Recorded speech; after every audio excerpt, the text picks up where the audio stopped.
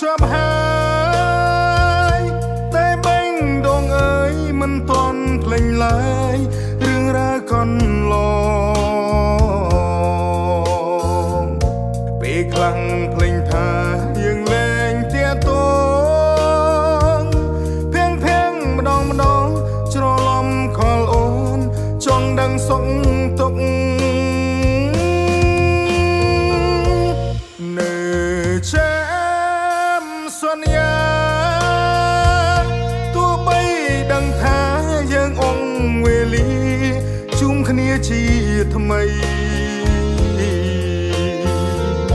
បារម្ភខ្លាចអូនជួបទ្រួងជួបភ័យ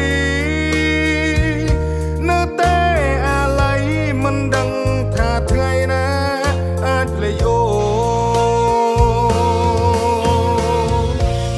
បែកគ្នាយូរហើយចិត្តមិន